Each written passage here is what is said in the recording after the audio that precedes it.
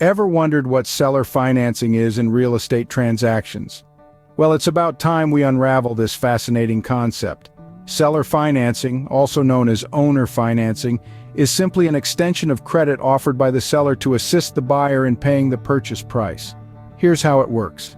Imagine you're buying a house. The price is set, but you can't cover the entire amount up front. This is where seller financing comes into play. The seller steps and in a way acts as the bank to cover the difference between the purchase price and any independent loan or down payment you've managed to provide. It's like the seller is giving you a leg up, helping you bridge that financial gap. It's a flexible, creative way to make real estate transactions possible when traditional lending options might not be available or ideal. Now that we're clear on what seller financing is, let's delve deeper into its benefits. Seller financing isn't just beneficial for buyers. Sellers too can reap significant rewards. One of the most compelling benefits is the potential for a quicker sale. By offering financing, sellers can attract a broader pool of prospective buyers, some of whom might not qualify for traditional loans. This can expedite the entire selling process. Another benefit is the possibility of securing a higher sale price. Since you're providing a service that traditional lenders won't, you may be able to negotiate a higher price for your property. But the benefits don't end there. Seller financing can also provide a steady stream of income from both the principal and interest paid by the buyer. Instead of receiving a lump sum at the time of sale, you'll receive regular payments, complete with interest. This could be particularly beneficial if you're seeking a consistent income stream. The interest payments the seller would receive can carry a higher rate of interest than the seller might receive in a money market account or other low-risk types of investments. With these enticing benefits, you might be wondering how seller financing works. Let's break it down. Seller financing comes in different shapes and sizes. As we delve into the world of seller financing, it's important to understand that there are three main types. First, we have solo seller financing. This is where the seller finances the entire sale. This type of financing is quite straightforward. It's typically used when the seller owns the property free and clear, meaning they have no existing mortgage on the property. The seller essentially steps into the role of the bank, providing the buyer with a loan that covers the purchase price of the property.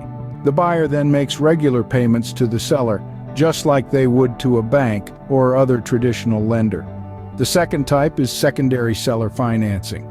In this scenario, the buyer either makes a down payment or obtains an independent loan to cover part of the purchase price. The seller then finances the remaining amount. This can be a beneficial option when a buyer can't secure a traditional mortgage for the full amount or wants to reduce the size of their mortgage. Then we have the third type, known as a WRAP, or an all-inclusive deed of trust, often abbreviated as AITD.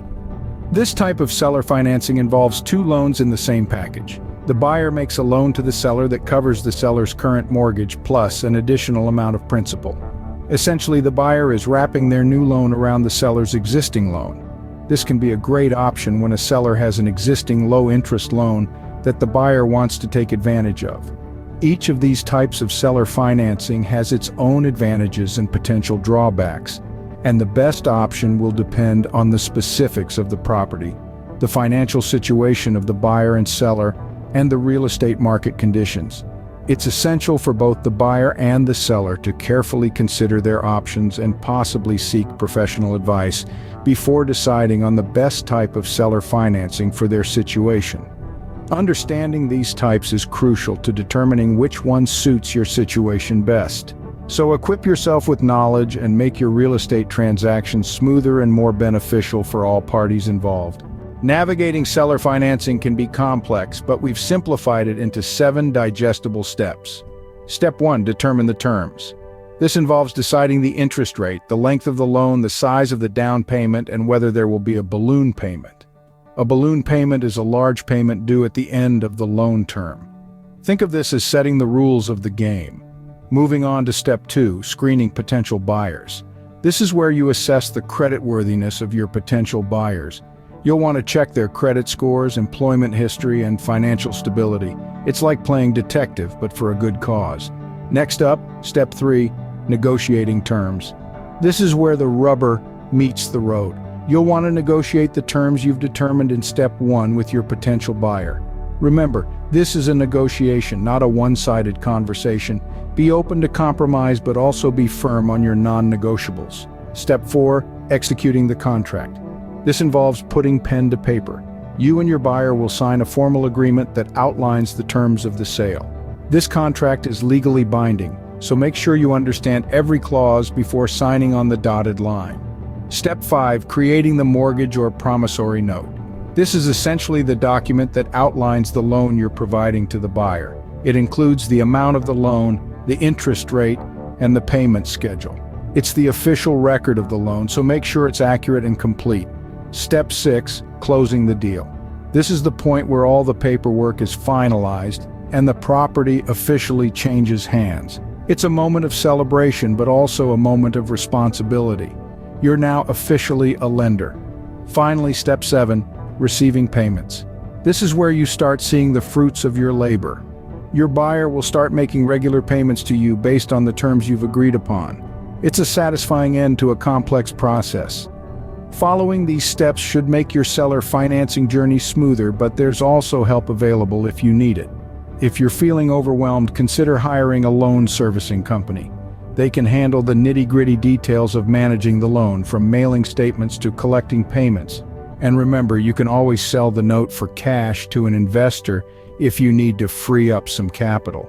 Just be aware that you'll probably get less than the face value of the note. Finally, keep in mind that even though this is a private transaction, California laws and disclosure requirements still apply. Make sure you're familiar with the relevant regulations to avoid any legal headaches down the line. Now that you're armed with this step-by-step guide, you're well on your way to navigating the world of seller financing like a pro. Happy financing.